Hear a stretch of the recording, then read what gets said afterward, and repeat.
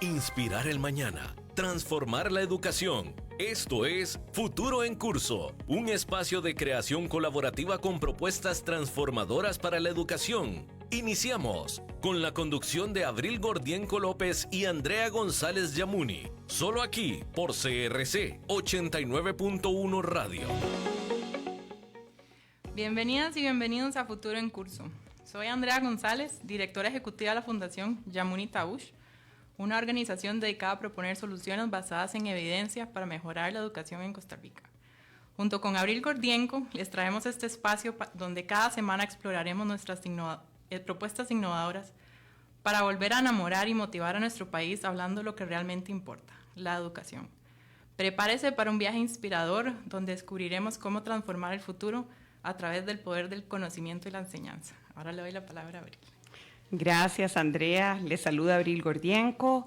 Soy presidenta de la Fundación Acción Joven y, como dice Andrea, estamos felices de estar aquí. A partir de hoy les esperamos todos los miércoles por 89.1 FM en esta primera temporada de Futuro en Curso, que será un espacio propositivo y esperanzador dedicado a un tema que está en el corazón de toda persona costarricense y además es pilar fundamental del desarrollo, es decir, la educación. Y hoy en nuestro primer programa escogimos a dos invitadas a quienes admiramos y respetamos mucho, que hacen aparte de una larga trayectoria relacionada con la educación, siguen haciendo una labor encomiable, muy valiosa, que está ya generando grandes impactos. Me refiero a doña Victoria Coronado, quien ha sido docente de preescolar y primaria, directora de un colegio y consultora educativa internacional. Es coautora del libro de la UNED, Lenguaje en Construcción, y fundadora de Guiare desde el año 2009. Actualmente, en compañía de su socia Alda Cañas, se dedica al desarrollo profesional docente y a la donación de bibliotecas en áreas rurales vulnerables. Doña Alda Cañas, educadora con décadas de experiencia en la educación privada, desde hace 9 años se dedica al entrenamiento profesional con su empresa Guiare de docentes de preescolar de escuelas públicas marginales. Además, lidera el proyecto de responsabilidad Bibliotecas Actualiza, que a la fecha lleva donadas 16 bibliotecas en zonas rurales que inculcan en 1.550 niños el placer para la lectura. Bienvenidas. Muchas gracias a ambas por tomarnos en cuenta y darnos esa oportunidad. Y gracias además por iniciar con este programa enfocado en la educación. Muchas gracias por la invitación. Felices de estar acá y tener un espacio para hablar de educación que nos importa a todos y que es tan importante. Excelente. Cuéntenos un poquitito de su trabajo, de lo que hace Guiare. Guiare la fundó Vicky en el 2009, pero fue a partir del 2014-2015 donde hicimos un cambio de dirección y empezamos a trabajar con el Ministerio de Educación Pública para capacitar a las docentes de preescolar. En ese momento acababa de salir el programa nuevo de don Leonardo Garnier, que él dejó listo. Es innovador, basado en la investigación, y las docentes tenían que hacer un cambio radical en su manera de enseñar. Fue ahí que empezamos con una donación importante que recibimos. Iniciamos capacitando docentes de preescolar en varias zonas del país, en Limón, Liberia, Cañas, algunos lugares de Guanacaste, San Carlos. Y lo que nosotros hicimos con el programa que había dejado don Leonardo Garnier fue hacerlo como más lúdico y más fácil para que las docentes lo entendieran. Había conceptos, o hay conceptos en ese programa, como el desarrollo de la conciencia fonológica, que las docentes no lo habían estudiado en la universidad y que no tenían las herramientas para poder implementarlo, y era de vital importancia porque rompía paradigmas. Antes se satanizaba el hecho de enseñar una especie de alfabetización emergente en preescolar. Entonces nos dimos a la tarea de robustecer el programa a través de una capacitación que ha resultado muy, muy exitosa. Estamos en proceso de validar los datos de las docentes que han sido capacitadas para poder medir el impacto. Qué maravilla, felicitaciones. Maravilloso trabajo. Yo sé más o menos que es un número impresionante, pero en porcentaje, ¿cuántas docentes de preescolar han capacitado? Llevamos un poco más de la tercera parte de las docentes del país. Y creo que es importante recalcar por qué preescolar. Sí. Porque mucha gente cree que preescolar es ir a jugar y a aprender a usar la tijera. Bueno, sí, es ir a jugar, pero con un juego lúdico que les permita tener las bases para poder después enfrentar los retos de primer grado. Maravilloso. Y además tengo entendido que cada vez más se reconoce el valor de la educación preescolar y su impacto en la capacidad, la habilidad de los estudiantes de tener éxito en las siguientes etapas de su formación. Pero además quisiera hacer un poquito de énfasis porque uno pensaría, bueno, pero si ya las docentes estudiaron, ¿por qué tienen que seguirse capacitando? Y primero que sabemos que el docente, la persona docente es clave en la formación de los estudiantes, es probablemente el factor clave para el éxito de los estudiantes de cualquier nivel. Pero además la capacitación, la formación constante. Entonces me encantaría que profundicemos un poquito en eso, porque sabemos que, pues, que el sistema educativo está pasando por una situación crítica y hemos escuchado hablar mucho de la importancia de que se esté formando constantemente, capacitando a las personas docentes. Sí, quería referirme un poco más a la importancia del preescolar, porque hay muchos estudios que demuestran que un estudiante, un niño que ha ido a un buen preescolar, tiene mayores posibilidades de éxito a futuro, en el trabajo que consiga, en el dinero que gane, etcétera, ¿verdad? Y para que un niño tenga un buen preescolar necesitamos docentes bien preparados. Las docentes estudian en la universidad, empiezan a ejercer, pero la investigación va muy rápido, van cambiando las cosas y la capacitación continua es necesaria. Hay que hacer refrescamiento. Por ejemplo, vuelvo al tema inicial de la conciencia fonológica, que es la habilidad de separar el lenguaje en sonidos, el saber que el lenguaje va de la palabra al sonido. Todo eso no se estudiaba antes o se dejaba para primaria, ahora se ve en el preescolar. Y si no tenemos docentes que están permanentemente capacitándose, pues entonces caemos en estructuras viejas y no avanzamos. Y es muy importante que eso no se dé. Qué interesante estas dos áreas que han mencionado sobre la importancia de romper paradigmas, es decir, en la misma docencia hay ideas y hay maneras de hacer las cosas tal vez que van un poco en contra de lo que la evidencia nueva está señalando de por dónde ir.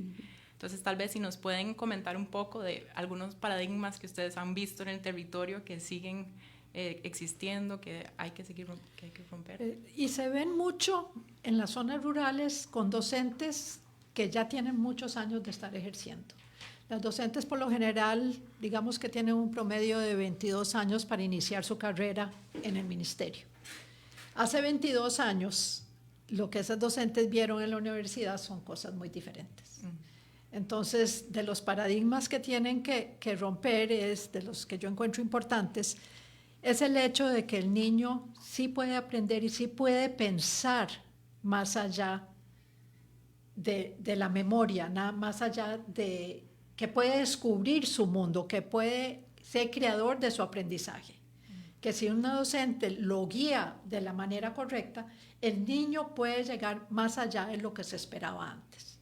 Un niño es una mente abierta que puede hacer análisis críticos, que puede dar opiniones y que tiene una validez como persona.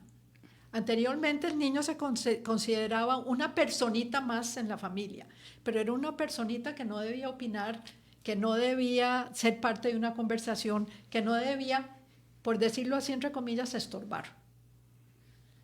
Esos paradigmas de llevarle a la docente que se convenza de que el niño tiene la capacidad de llegar a un pensamiento crítico y analítico superior a lo que se consideraba, yo creo que es de los retos más importantes dentro del aspecto ya más cognoscitivo.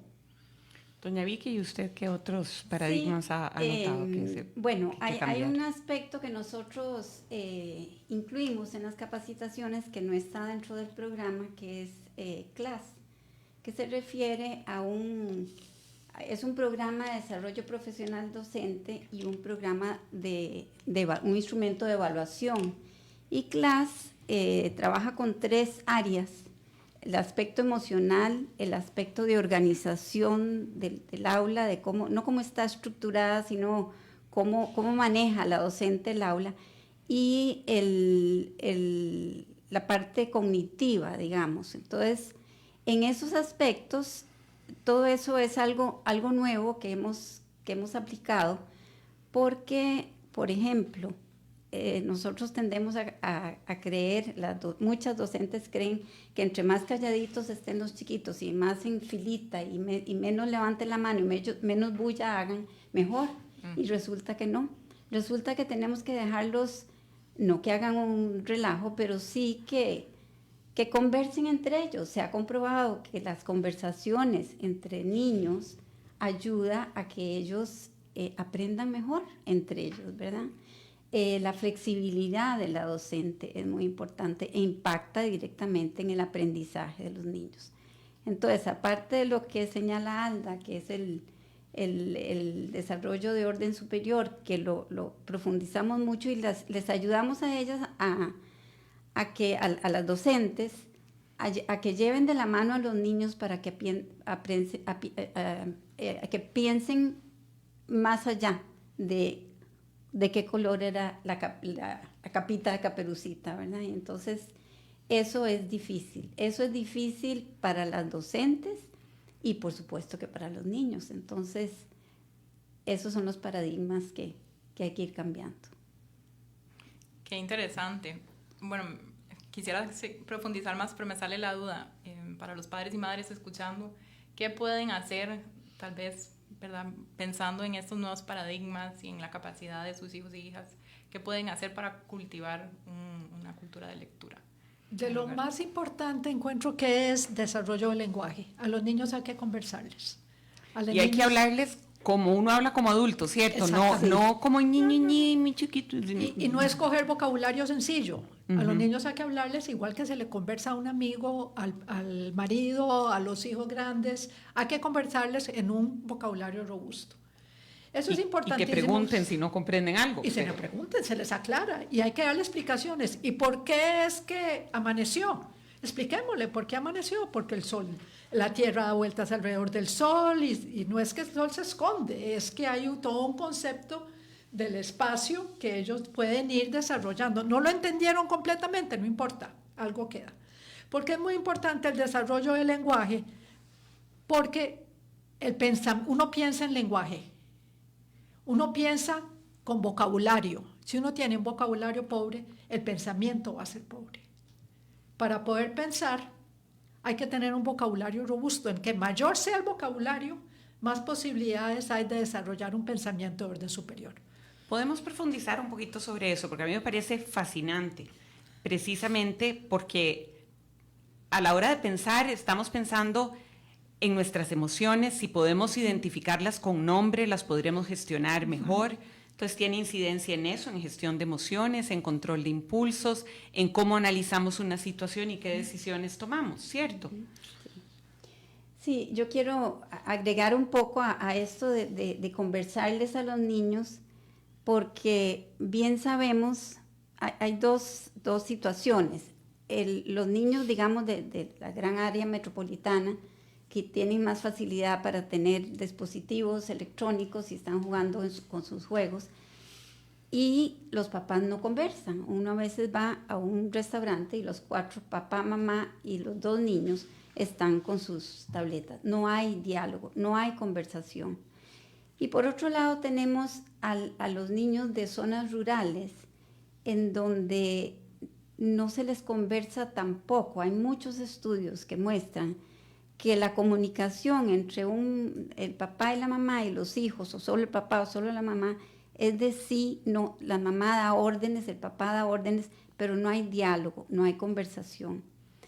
Y es muy importante para futuro, para poder aprender a leer bien, tener un lenguaje rico, tener mucho vocabulario para poder entender. Y es muy triste escuchar a las docentes de preescolar decir que los niños llegan con un vocabulario muy, muy pobre, muy escaso. Y es que no debemos olvidar que estamos formando ciudadanos también, entonces no es la conversación esta, los buenos resultados de conversarles mucho y con buen vocabulario va a tener un efecto no solo en su desempeño académico, sino en su capacidad de convivir como personas en una sociedad donde hay reglas, donde hay leyes, donde hay ciertas jerarquías y estructuras y dinámicas a las que hay que saber adaptarse.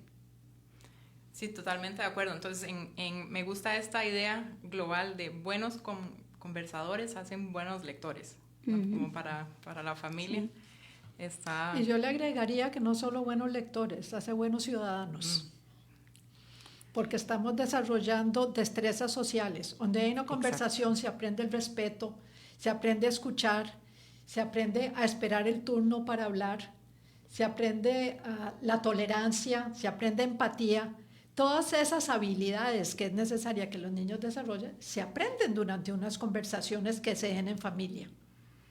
Sí, qué interesante. Bueno, el otro día entre mis hijos estaban compartiendo un artículo que decía que es muy importante que los hermanos y las hermanas tengan todo tipo de dinámicas, incluidos los pleitos, porque eso les ayuda a aprender cómo desenvolverse en el futuro ante conflictos o contrariedades que van a sufrir. Y vuelvo a lo mismo, una persona con un vocabulario bien desarrollado puede manejar esos conflictos y esas contrariedades mucho mejor que alguien que siente algo pero no sabe qué es lo que siente y no lo puede expresar y no lo puede manejar, no se puede autorregular, por ejemplo. Sí, eso es muy interesante. Yo sí, bueno, en el programa de preescolar, volviendo a lo que nos apasiona, hay una sección importante acerca del manejo de los sentimientos. Y yo veo que en las escuelas están tratando de enseñarles más a los niños cómo se sienten y por qué se sienten. Está este famoso libro del monstruo de colores, ¿verdad? Y yo me siento enojado y es el monstruo rojo y estoy feliz y es el amarillo. Antes no les enseñaban, ¿verdad? Antes no nos enseñaban que era importante gestionar las emociones y reconocer, estoy enojado por tal cosa, ¿verdad? Y poderlo verbalizar y poderlo explicar. Entonces, toda esa parte del trabajo de los sentimientos y las emociones se desarrolla en el programa. Nosotros lo trabajamos bastante en el taller y me parece una herramienta importantísima para los estudiantes. Entonces, ¿ustedes sí sienten que esos cambios que hubo en el programa son para bien? El programa es excelente. Excelente. El programa está basado en la investigación del momento de 2014. Le han hecho ciertas transformaciones en cuanto a habilidades y en otros aspectos que no son de contenido, pero el programa es excelente. El problema es que la mayoría de las docentes todavía no lo saben aplicar. Entonces, muchos niños que no llevan esa preparación para la alfabetización emergente pueden llegar a primer grado sin estar preparados para asumir el programa de primer grado que viene basado en lo que se hizo en el preescolar. Entonces, eso crea una disparidad. Claro. El niño no llega y le dicen, es que no viene listo, es que no puede escribir el nombre, es que lo que salió últimamente en el estado de la educación, ¿verdad? Pero si esos niños reciben un buen preescolar donde se les da esas bases, perfectamente, y lo hemos visto, nos han dado evidencias que el niño llega, muchos llegan leyendo, pero ese no es el objetivo. El objetivo es que lleguen con todos los conocimientos y todas las destrezas necesarias para que en los primeros 3 meses de primer grado arranquen con la lectura y la escritura. Esto tal vez me lleva al tema de la capacitación, de la importancia de la capacitación. El programa salió de nuevo en el 2014 y sí capacitaron, el ministerio capacitó a las docentes en su momento pero hubo una capacitación que lo señaló el Estado de la Educación como estilo cascada, ¿verdad? Capacitamos a un grupo y estos a otros y eso no llega, ¿verdad? Entonces, yo creo que eso ha sido fundamental, ¿verdad? El poder seguir capacitando a las docentes y por eso es que les cuesta mucho, porque algunas de ellas no han recibido la capacitación en los temas que son tal vez novedosos del programa. Y como dice Alda, es un programa excelente. Y al ritmo al que van ustedes, ¿cuánto tiempo creen que les tome cubrir las docentes de preescolar de todo el territorio nacional? Y recordemos que estamos hablando del sistema educativo público, ¿verdad? Sí, claro. Claro. Lo que más nos inhibe seguir es el financiamiento. Si nosotros tuviéramos el financiamiento, podríamos cubrir el territorio en muchísimo menos tiempo. Pero vamos como la hormiguita. Y normalmente, ¿cuáles son las fuentes de financiamiento para ustedes? Empresa privada. Iniciamos con Cruza, nos financió inicialmente y nos dio un empujón grande. Pudimos cubrir, no sé si fue el 30%, 7 regiones completas, regiones MEP, que son 27. Y también yo quisiera agregar, bueno, aparte el financiamiento es definitivamente lo que es el motor, porque nosotros tenemos equipo de gente capacitadas para facilitar los talleres, pero la dificultad a veces para dar las capacitaciones. Nosotros tenemos muy buenas relaciones con muchas de las asesoras de preescolar del MEP, que son las que nos abren las puertas, y para que las docentes puedan ir tienen que hacer una convocatoria, que quiere decir que es obligación que vayan, pero hay una directriz del MEP que dice que las docentes no pueden salir de clases para capacitarse, entonces nos cuesta mucho. Eso es como un contrasentido. Totalmente, y además lo que hemos visto cuando hemos ido a montar las bibliotecas o a dar capacitaciones es que muchas veces las docentes faltan porque tienen reunión los sindicatos, porque se le enfermó el chiquito, tiene que ir a recoger la nota del hijo. Bueno, las razones normales por las que una persona puede también faltar a su trabajo. Pero la diferencia, decían, no me acuerdo en qué programa fue que escuché, la diferencia entre la escuela pública y la privada es que en la privada hay alguien. Sí, hay sustitutos, siempre. Sí. En cambio, en la escuela pública nadie la sustituye. ¿Y qué pasa cuando vamos a ver, cuánto dura la capacitación que ustedes les dan? ¿Cuánto tiempo? Las capacitaciones son 4 talleres de 4 horas cada uno. O sea, es un total de que se hacen en 4 días diferentes. En 4 días diferentes, 4 mediodías. 4 mediodías. ¿Y qué pasa con los estudiantes de esas docentes cuando ellas están en capacitación con ustedes? Entonces, no van a la escuela. Los chicos no van a la escuela. Sí, que es el problema con todo lo que sucede en donde la docente no está presente, los niños no llegan. Que es el problema estructural cuando hay una faltante de docente por A o por B. Por A o por B. No. Hasta te podría decir que hasta cuando la cocinera no puede llegar, yo lo he visto, los niños no van a la escuela.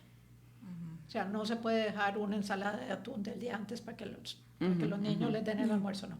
La cocinera no viene, como van a venir los niños, no les podemos dar almuerzo, que no vengan. Y es que recordemos también que esa comida al día para muchísimos de esos niños es fundamental porque es a veces la única comida nutritiva y que reciben. Sí, que reciben en el día.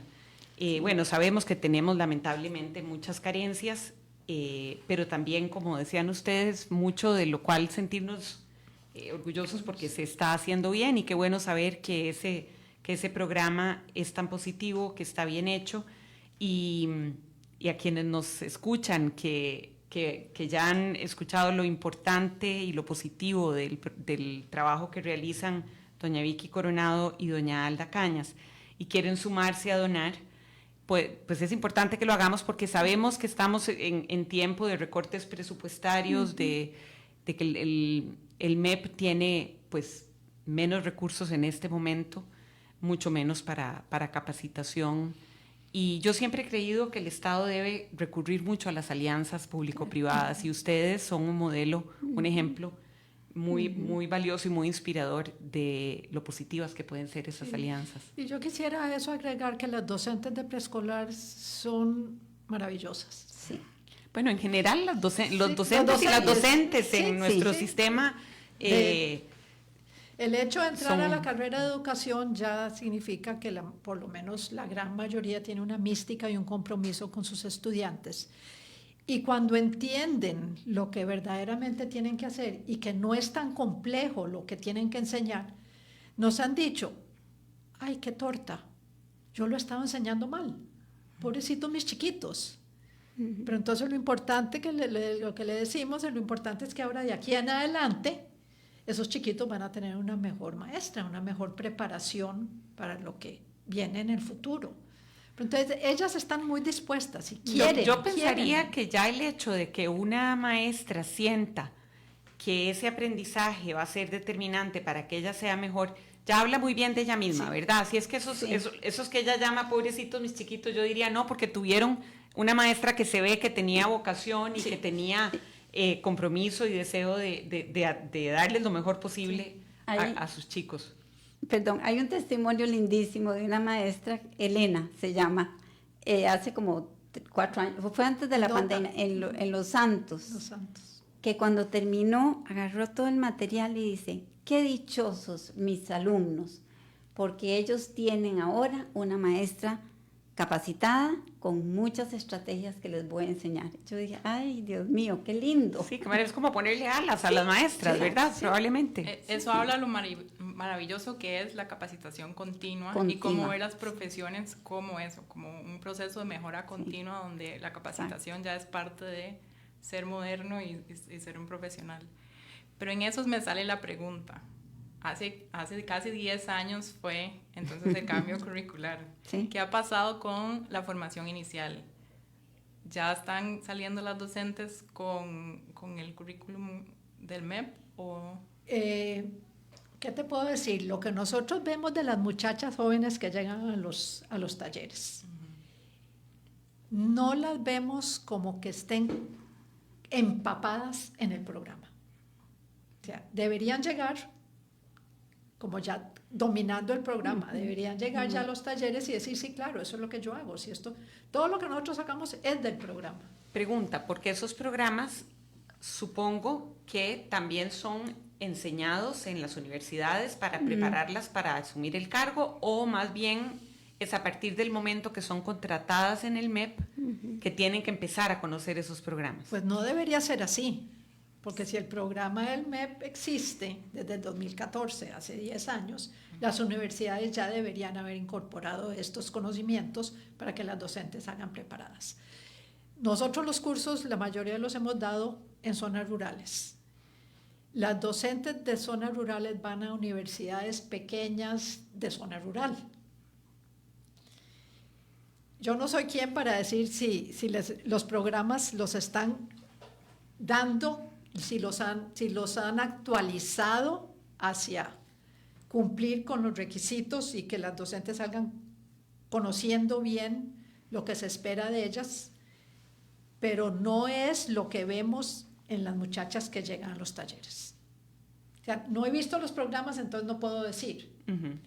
Pero la impresión que da es que estas muchachas a veces dicen cosas como que uno dice, bueno, ¿a dónde te graduaste? ¿Y hace cuánto? Porque que me lo diga una señora que tiene 55 años, que ya se va a pensionar, uno dice, entiendo que se graduó hace mucho tiempo y viene con una formación muy diferente. Pero muchachas de 20 años, 25 años, ya deberían venir con una formación basada en el programa del MEP, que cubra los conocimientos del programa del MEP, los conceptos. No tenemos una estadística como que de qué universidad vienen, si vienen de públicas o privadas, pero sí tenemos la presencialidad de estas muchachas que a veces uno dice. Sí, qué importante, porque al MEP entonces le está tocando ser universidad y patrón. Pero el MEP no lo hace tampoco. Sí. No. Bueno, eso me lleva a pensar, cualquier institución, cualquier empresa, cuando contrata a alguien, busca a las personas más idóneas. Sí. Y de hecho, por ley, el Ministerio de Educación Pública está obligado a aplicar una prueba de idoneidad. Quizás cuando, ahora en un rato que volvamos de la pausa, podemos profundizar sobre esta prueba de idoneidad, en qué consiste, cuál es su importancia. Y antes de irnos a la pausa, les recuerdo que estamos en Futuro en Curso, conversando Andrea González y Abril Gordienco con doña Alda Cañas y doña Vicky Coronado. En un momento regresamos. ¿Querés escuchar propuestas transformadoras para la educación? Tu cita es con el programa Futuro en Curso, todos los miércoles a las 3 de la tarde, con Abril Gordienco López y Andrea González Yamuni. Solo aquí, por CRC 89.1 Radio. Es mejor evitar un choque. Unos segundos de cortesía evitarán atrasos y el estrés. Por eso, sea cortés, uno a la vez. Un mensaje de esta emisora asociada de Canara. Regresamos con más de Futuro en Curso, aquí por CRC 89.1 Radio. Ya estamos de regreso, les habla Abril Gordienco, me acompaña mi compañera de programa de Futuro en Curso, Andrea González Yamuni. Este es el primer día de nuestro nuevo programa en el que conversaremos sobre educación con un enfoque positivo, constructivo, innovador. Y hoy tenemos como invitadas a doña Victoria Coronado y doña Alda Cañas. Estamos conversando pues un poco de todo, pero sobre todo de la importancia de la educación preescolar, la importancia de la formación en las edades tempranas y los programas actuales que ellas, sobre los que ellas capacitan a las maestras de preescolar. Y estábamos conversando sobre la importancia de cómo llegan las personas graduadas en educación a la hora de entrar a trabajar en el MEP, y estábamos introduciendo el tema de las pruebas de idoneidad, que es básicamente casi que la prueba o la entrevista, el equivalente a una prueba psicométrica o a la entrevista que le hacen a cualquier profesional para ser contratado en cualquier organización. Y en Costa Rica hay una ley que obliga a que se haga esa prueba de idoneidad. Quisiera que Andrea nos expanda un poquito más sobre eso.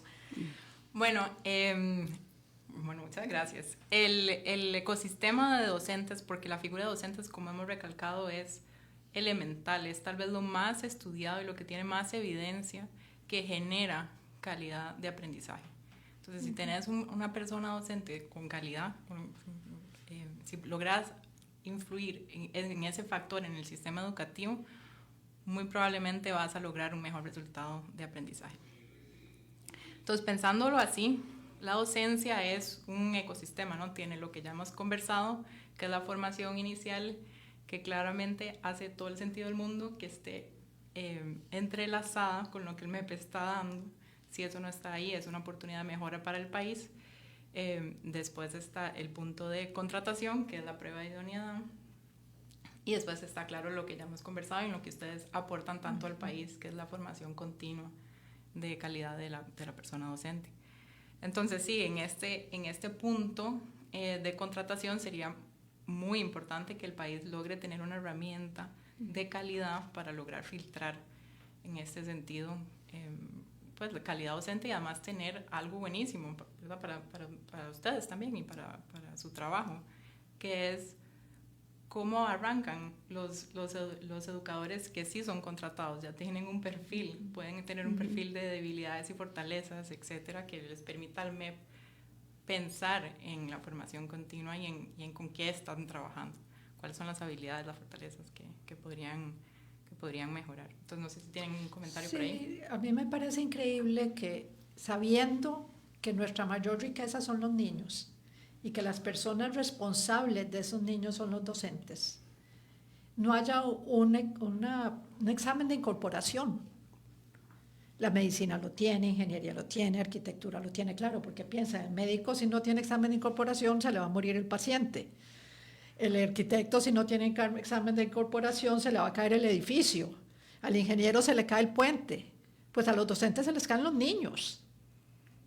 Sí, y son tiempos que pasan, el tiempo del niño no se recupera. Un niño que no recibió una buena formación en un año, es un año perdido, no es un año que el año entrante lo vuelvo a ver, que lo vuelvo a dar, no, es un año perdido en la vida del niño, en su formación. Y en realidad el MEP, bueno, no quiero asumir que todo el mundo cuando escucha que decimos MEP sabe exactamente qué es. Obviamente, para los que estamos todo el tiempo hablando de educación, sabemos bien qué significa el Ministerio de Educación Pública. Este ministerio, el MEP, en realidad está en falta, ¿cierto? Porque hay una ley que lo obliga y lo que tiene es que reglamentarla y diseñar el examen, ¿es así? Es así, es correcto. La prueba de idoneidad la tiene que hacer en conjunto con el Servicio Civil y creo que están en ese proceso, pero sí ya se pasó el tiempo que la ley reglaba para que lo hicieran. Entonces, pues sí, esperemos que, digamos, como ciudadana, como persona que le importa la educación, cumplir la ley en sí tal vez es más fácil de lograr que la prueba de idoneidad sea un examen de calidad, que eso es lo que yo creo que la ciudadanía debería tener como en mente, que cumplir la ley per se, hacer un examen de idoneidad no significa lograr tener la información que el país necesita para lograr hacer el perfil docente, para lograr filtrar correctamente. Eso ya es si lo hace de manera buena, hace un buen examen de idoneidad. Claro, y eso obliga a las personas candidatas a que si no pasan ese examen tienen que prepararse mejor para poder devolverlo a pasar. No es que se hace una única vez en la vida y no más. Puede tener además, incluso como mencionaba doña Alda, ver cuáles universidades están formando docentes que sí lo pasan versus las que no. Y así entonces las personas pueden tener ese dato a la hora de tomar decisiones a dónde estudiar. Eso lo vemos, muy a menudo salen de los abogados, sobre todo, ¿verdad? Sí, así es. Tales universidades, los estudiantes pasaron, tales no pasaron y sale la noticia en el periódico. Sí. O sea, con los docentes debería ser igual. En el área de inglés, no sé, en la administración pasada o antepasada, se habló de que los preescolares, lo que ya sabemos muchos educadores, que si el inglés se aprende en preescolar es más fácil que sigan. Entonces, ¿qué decide el MEP? Que entonces los maestros de preescolar deben de tener una nota de un C1, C2, de acuerdo con el TOEIC, que es la prueba que se utiliza en la OCTE, que es muy alto para enseñar inglés en preescolar. Entonces, ¿qué pasa? Que muy pocos, no hay. Entonces, en preescolar, que en realidad lo que se necesita es vocabulario básico y palabras para jugar y los colores y los números, les piden algo tan alto que no tienen maestros de preescolar porque no consiguen.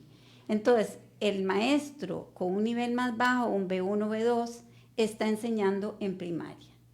Cuando podría estar, entonces llegamos a escuelas donde vemos a un maestro que habla un inglés aceptable, pero los chiquitos de preescolar no lo pueden recibir porque en preescolar tiene que tener un maestro que tenga un nivel muy alto. Yo entiendo el porqué de eso, ¿verdad? Porque la idea es que sea bilingüe, pero mientras tanto estamos desperdiciando el tiempo de estos niños de aprender. Es que lo perfecto es enemigo de lo bueno, ¿verdad? Si la realidad que tenemos no coincide con las expectativas, mientras la vamos acomodando, tenemos que generar procesos adaptativos donde podamos resolver las necesidades inmediatas sin olvidar el largo plazo, pero resolverlas para no sacrificar estas generaciones que están ahora, que están ahí mientras se forman suficientes docentes en Sobre todo inglés. que hoy, por cierto, hablé con la Escuela El Porvenir al norte de Upala, porque vamos a ir a entregar una biblioteca. Entonces le pregunté, ¿ustedes tienen código de inglés? Nosotros llamamos material Perdón, de inglés. Alda, ¿Sí? ¿qué significa tener código? Cuando decimos tener tener plaza, código, tener tener plaza. plaza, Y tener sí, plaza exacto, significa tener razón. que el ministerio tiene nombra la una posibilidad persona. o el dinero, los recursos para darle a esa persona el puesto. El puesto, Exacto. exactamente. Sí. Muchas gracias. Entonces le pregunté, ¿tienen código? Me dice, no tenemos código, teníamos recargo, que no es en propiedad, pero un docente que hablaba inglés daba inglés de paso. Tenía código en otra escuela, pero le pusieron de recargo ir al Porvenir. Le digo yo, ¿cómo teníamos? Me dice, es que el docente no le gustó venir tan largo, es muy lejos, entonces renunció. Entonces, las escuelas marginales lejos de la GAM, tienen el doble dificultad de encontrar un maestro que se quiera ir a vivir a la zona para ayudar a esos niños. Entonces, las que tienen pocos recursos, tienen una infraestructura que está decadente, los docentes no quieren aceptar esos puestos. Sí, algunos puede uno entender el porqué, ¿verdad? Las condiciones a veces son muy adversas. Yo creo que lamentablemente el Estado mismo, el Estado costarricense, está reproduciendo brechas. Dentro de su mismo sistema tenemos estudiantes que van a una escuela como la Roosevelt en San José, que tiene una excelente infraestructura, excelentes docentes, tecnología, equipo y escuelas. Horario completo. Y horario completo, fundamental. Biblioteca. Biblioteca, exacto. Y otras escuelas más alejadas, algunas siempre dentro de la GAM, pero la gran mayoría de las que tienen esta pobreza de recursos están fuera de la GAM. Y todas pertenecen al mismo sistema educativo público. Todas están dirigidas por las mismas estructuras, por la misma jerarquía, regidas por las mismas leyes y sin embargo tienen condiciones sumamente diferentes y desiguales, lo cual pues es muy penoso, es muy grave y es algo que como país tenemos que cuestionar, que plantearnos y que tratar de resolver con urgencia, porque no es justo que haya ciudadanos de primera, segunda, tercera y cuarta clase generados por el mismo Estado costarricense. En esa línea, ustedes han hecho un esfuerzo extraordinario por visualizar una diferencia que a veces se ve superada, que es el tema de los libros. Uno creería que en las escuelas públicas hay libros, pero cuéntenos un poquitito qué han visto ustedes en el territorio y la lucha que han dado para que logren tener... Uno creía que en las escuelas creíamos, públicas y que todos los niños tienen libros, pero es un cuento que he contado ya varias veces, yo creo que ustedes ya lo oyeron, pero lo repito, cuando estuvimos por primera vez en Limón dando los talleres de preescolar, les preguntamos a los docentes, ¿cuántos libros tienen en el aula? O sea, docentes de preescolar. Para que los niños en el rincón de lectura, ¿cuántos libros tienen? Silencio, nadie contesta. Bueno, pero entonces, ¿cuántos cuentos le leen a sus estudiantes al día o a la semana? No tenemos libros. Bueno, pues entonces llevan a los chiquitos a la biblioteca de la escuela. Mi inocencia, ¿verdad? Yo venía de San José, de una familia privilegiada donde los libros eran parte del diario vivir. No hay bibliotecas. O sea, fue exactamente un despertar a una realidad nacional de que en las escuelas de Costa Rica no hay libros. Bueno, en realidad los datos exactos son recientes, que solo el 16% de los centros educativos públicos del país tienen biblioteca. Tristemente, ayer me enteré que solo el 45% de las escuelas privadas tienen bibliotecas. Uno pensaría que si uno está pagando por la educación de un hijo en una escuela privada, deberían ofrecer por fuerza la biblioteca. Y no todos. Pero hoy estamos hablando del sistema público, que es el que más nos importa, y solo el 16% tienen bibliotecas. Y además de eso, de ese 16%, solo el 5% tienen más de 10 libros por estudiante. Que es como el parámetro, ¿verdad? Básico. Nos quedan 10 minutos 5 minutos de programa. Si pueden decirnos, porque el proyecto de ustedes de las bibliotecas Actualiza, del que ya hemos hablado por encimita a lo largo del programa, es lindísimo, pero cuéntenos un poquito más, muy rápidamente, en qué consiste y cómo se les puede ayudar para que puedan abrir más bibliotecas. Bueno, el proyecto en realidad lo inició Alda después de ese comentario que le hicieron de que no tenían libros, y entonces Alda se fue a una escuela en Tilarán y donde vio la situación real, les dijo: yo les voy a dar una biblioteca. Y se embarcó ella sola, con amigos, empezó para el cumpleaños, pedía libros y montó una biblioteca con 500, 600 libros, creo. Y después cayó la pandemia y yo le dije: Alda, adoptemos este proyecto como proyecto de responsabilidad social nuestro. Y entonces ahí arrancamos y ya entonces teníamos más músculo, más, bueno, las dos y las personas que nos apoyaban, y entonces empezamos la recolección de libros. Nosotros recolectamos libros en escuelas privadas que nos donen personas, a cada rato nos pasan dejando Familias, libros, familias que les dan los libros, sí. Porque estamos hablando de libros también usados, no solo libros sí. nuevos. Hay un concepto muy lindo que me enteré el otro día, que es del hijo de Alda, de Bernardo, que él habla de libros leídos, no usados, porque un libro leído qué lindo. y porque usado suena como que está feo, y no, y además los feos no los aceptamos, Claro. solo libros leídos buenos. Entonces recibimos donaciones porque hay que hacer, tenemos estantes para los libros, tenemos unos exhibidores muy lindos. O sea, nosotros lo que creamos son espacios bonitos que inviten a la lectura. Queremos que los niños se enamoren de la lectura, que disfruten, como nos dijo el cocinero, el chef de un hotel donde nos quedamos de Upala, que dice: mi hija se va a los recreos, porque le encanta leer, va a sacar los libros. Entonces ponemos un puff para que se sienten, mesitas, para que los niños puedan disfrutar. Y esos espacios son espacios costosos, porque les entregamos alrededor de 1,000 libros en relación a la población estudiantil. Y bueno, seguro han visto ya y podemos compartir con los que nos escuchan. Claro, después podemos pasar el video también en la página de Facebook, sí, de CRC 891 Radio. Para que vean cómo son esas bibliotecas. Y eso son experiencias maravillosas. A veces programamos la entrega y no voy a poder ir porque tal cosa. Y para mí es una ilusión ir a instalar, porque siempre aprendemos mucho. En las escuelas rurales nos reciben con los brazos abiertos. Es decir, los chiquitos llegan y dicen: primera vez que veo una biblioteca. Sí, y muchos, primera vez que sostienen un libro en sus manos. Sí.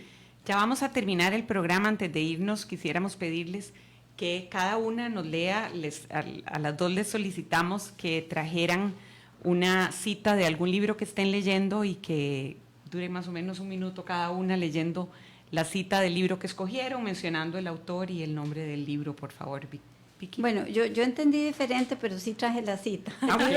El libro que estoy leyendo acerca de otro tema. Pero, o de un libro que te guste, que hayas leído. ¿De qué libro es? Me encanta Catherine Snow, que es investigadora de primera infancia de Harvard, muy conocida, y ella dice que todos los niños deben de tener un programa que incluya libros, y deben ser acompañados por adultos que les lean esos libros desde la infancia, desde que nacen hasta que están en la escuela, y que puedan compartir y discutir esos libros. Gracias. Alda. A mí siempre me ha impresionado Stanislas Dehaene, un filósofo matemático francés que estudió la neurociencia. Y su descripción de lo que es la lectura le abre a uno los ojos de lo complicado que es aprender a leer, porque no es un proceso natural como caminar y hablar.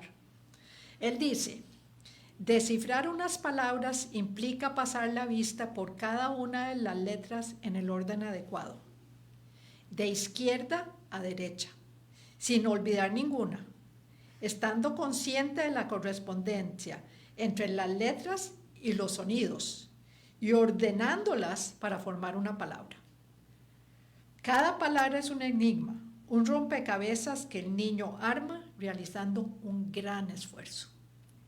Qué lindo. Qué maravilla, las dos citas muy inspiradoras. Muchísimas gracias por acompañarnos. Yo creo que las vamos a volver a invitar, porque hablar sobre la importancia de las bibliotecas es fundamental, y así sembrar en la gente el deseo de que haya bibliotecas en sus escuelas y en sus hogares. Bueno, a mí, antes de hacer el cierre, quería llamar la atención a una cita suya de doña Alda que me encanta, que a veces la he puesto hasta en presentaciones de la fundación, que es: enseñar a leer sin libros, aprender a leer sin libros es como aprender a nadar sin agua. Dificilísimo. Sí. Así Muy es, bueno. así es. Entonces, Bueno, pues muchísimas gracias. muchísimas gracias por estar aquí. Ha sido un honor tenerlas y iniciar esta temporada con ustedes. A lo largo de esta temporada no vamos a discutir ideas, sino también escucharemos a expertos, docentes, a quienes están en el corazón del sistema educativo, para que juntos podamos pensar en un futuro mejor. Queremos que Futuro en Curso sea un espacio de diálogo, reflexión y sobre todo inspiración. Así que los invitamos a acompañarnos cada semana, a participar activamente y a ser parte de esta transformación. Muy buenas tardes y gracias. Gracias por acompañarnos. Te esperamos el próximo miércoles con nuevas propuestas para transformar la educación con Abril Gordienco López y Andrea